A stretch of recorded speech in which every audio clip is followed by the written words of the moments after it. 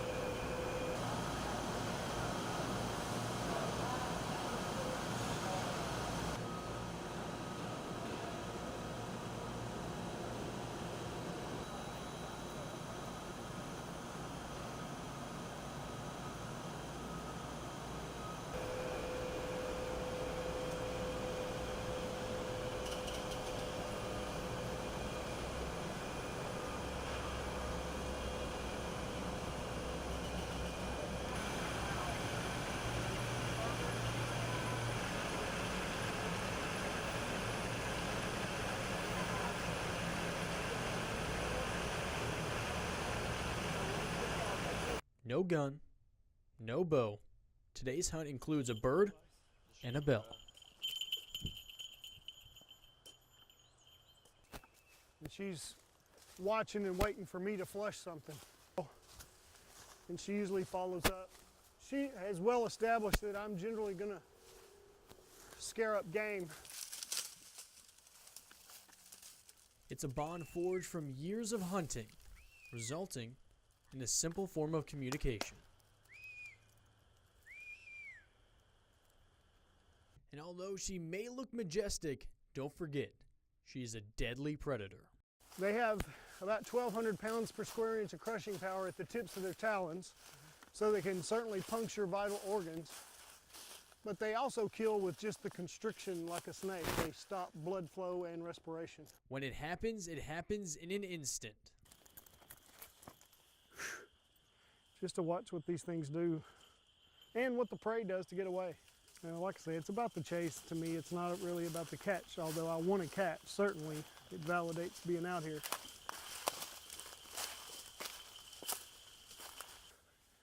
I'm not positive he went in that tree, but I saw him last right here by this pine tree. And surprisingly, more often than not, the squirrel survived, thanks in part to a leap of faith.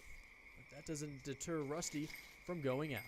You know, it's got like the best of everything. It's got hiking and exercise and bird watching and predator-prey relationships. If you like spending time outdoors, it's just something to do. And whether she's on his arm or among the trees, Vulcan is never truly far away.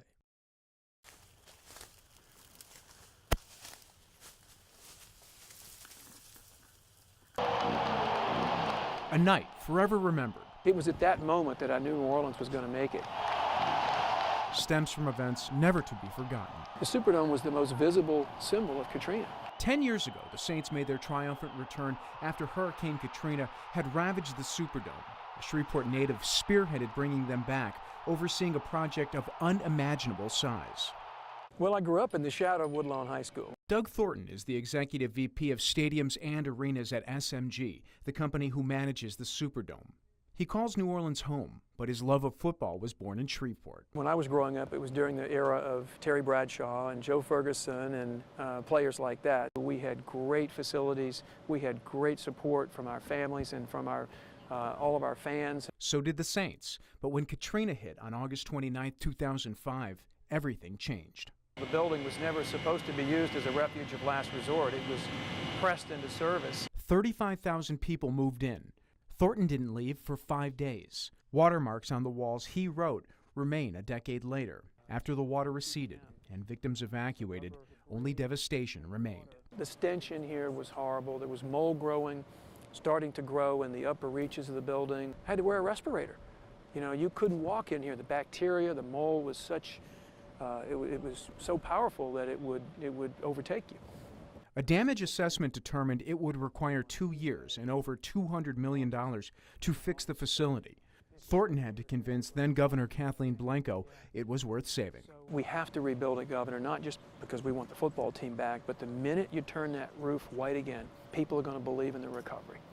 because this was the most visible symbol of destruction. The governor's staff said the public would never accept a stadium being put before roads and bridges. The governor disagreed. She said, no, we're going to rebuild it. And that was the spark that kind of, ignited the engine, and we were off. With the project now approved on all levels, Doug says then NFL Commissioner Paul Tagliabue gave him some advice that has turned the facility into what it is today. It wasn't just rebuilt, it was upgraded, the facility experiencing a rebirth of its own. You have a chance to make it different than it was before. He said, you can erase all those bad memories of Katrina. They refinanced debt, borrowed $65 million more, and used FEMA dollars to make extensive upgrades. In the midst of construction came a surprising call from Tagliabue's office. He had Roger Goodell call me and say, is there any way we can accelerate the schedule? The commissioner wants to know, can we get the building open by September of 2006, 9 months from now? 850 men and women worked 6 days a week for 10 hours a day to make it happen. There was a point in time in July we knew we were going to make it. It all led up to the night of September 25th, 2006. There was something about that day that was just different. It was electric, and you could feel it. The Saints blew out the Falcons 23-3. I remember seeing grown men and women with tears in their eyes. They thought the dome was gone forever. It almost was, until a Shreveport native helped save the Saints. It was like the Superdome was on life support, and somehow we were able to bring it back. And it was on that night that the world had a chance to see that New Orleans was back. The sound of an F-16 fighter jet is unmistakable. The thrill of riding in one is unforgettable.